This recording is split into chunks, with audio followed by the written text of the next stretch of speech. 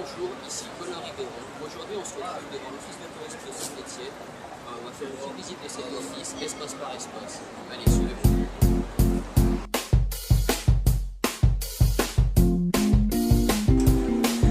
Alors, nous voici dans l'office de tourisme de Saint-Étienne. Cet office de tourisme a pour mission l'information des différentes personnes qui souhaiteraient participer à des activités touristiques autour de Saint-Étienne. Donc maintenant, on va se diriger directement vers la voie.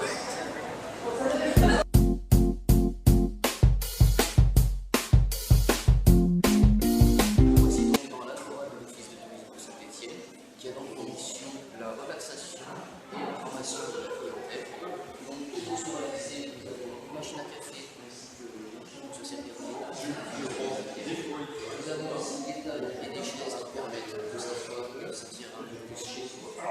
Ensuite, derrière, nous avons un présentoir avec différentes brochures des activités touristiques autour de l'île.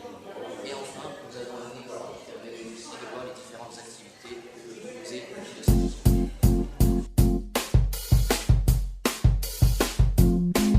Alors, l'Agora a deux usages différents. Un usage de tous les jours que je viens donc de vous expliquer, et un deuxième usage, c'est-à-dire qu'il sert de conférence pour les partenaires de cet office de tourisme.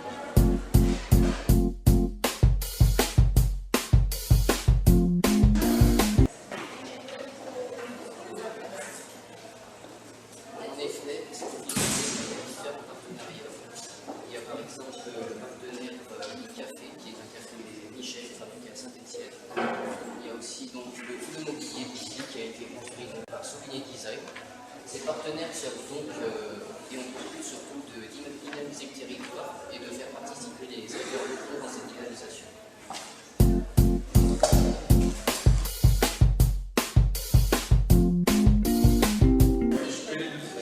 C'est l'espace d'exposition de l'Office de tourisme de Saint-Étienne. Elle a pour fonction de promouvoir les savoir-faire de l'agglomération stéphanoise. L'espace d'exposition est une véritable vitrine et un espace de valorisation des acteurs touristiques. Elle reflète aussi la dynamique de la métropole et renvoie une image positive du territoire stéphanois. Elle est également conforme à des atouts créatifs, design et collectifs. C'est un espace sans cesse renouvelé en fonction de l'actualité, personnalisé au fil des événements et des tendances du moment. Cet espace représente tous les atouts et talents stéphanois dans les scénographies au gré de l'actualité et des saisons culturelles. Il y a un écran géant de projection, de vidéos et d'images. Ici, nous avons l'un des partenaires de l'Office de tourisme de Saint-Étienne, la Rotonde, affilié à l'École nationale supérieure des mines de Saint-Étienne.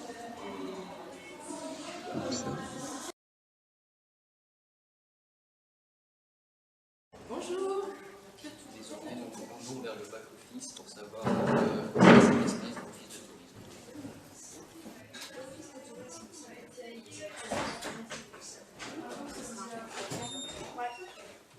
Donc tout ça, on laisse là.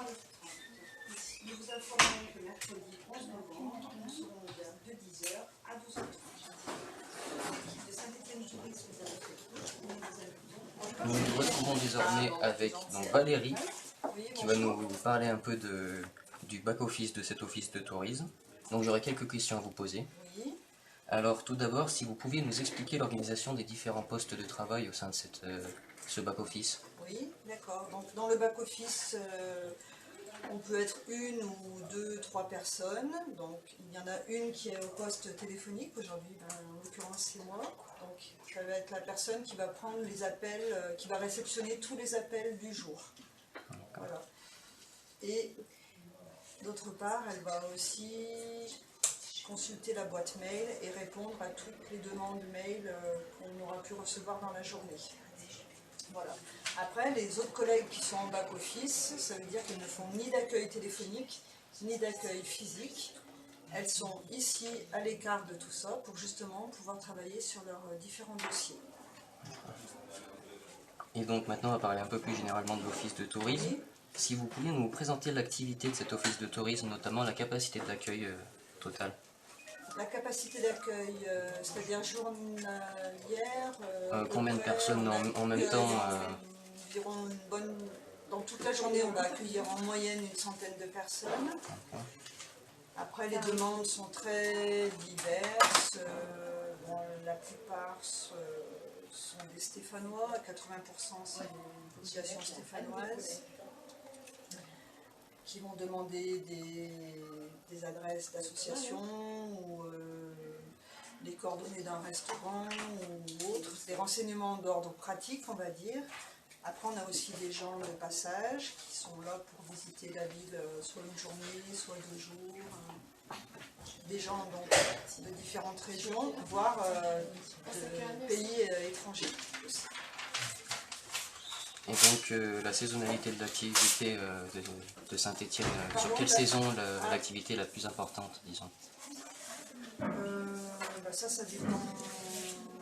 On n'est pas une station balnéaire ni une station de ski, donc on ne peut pas dire qu'il y a vraiment une saison avec une affluence plus importante.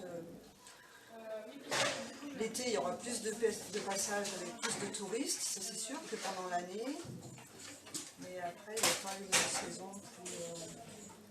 Peut-être au mois de septembre, où avec la rentrée scolaire, les gens viennent ici pour chercher une nouvelle activité, s'inscrire dans des clubs, pour eux, pour leurs enfants, etc. Alors vous utilisez la base de données Citra. Oui. Est-ce que vous pourriez nous expliquer un peu son intérêt et comment ça marche? Oui, alors Citra, depuis jeudi dernier, a changé de nom, ça s'appelle désormais Apidae.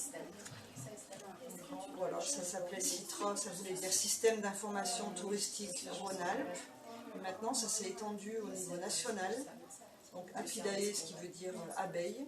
Donc comme si on mettait des petites abeilles à travailler. C'est un système où, comment dire, on rentre des informations. Par exemple, pour un spectacle, on va rentrer l'information dans ce logiciel qui va apparaître sur notre site internet automatiquement. Voilà. Ça permet d'alimenter le site de l'Office de tourisme au niveau de l'agenda.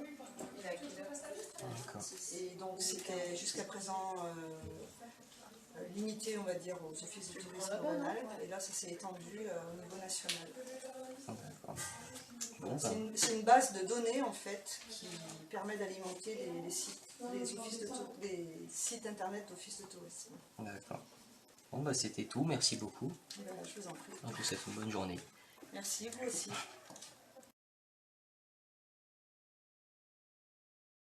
Je la veux,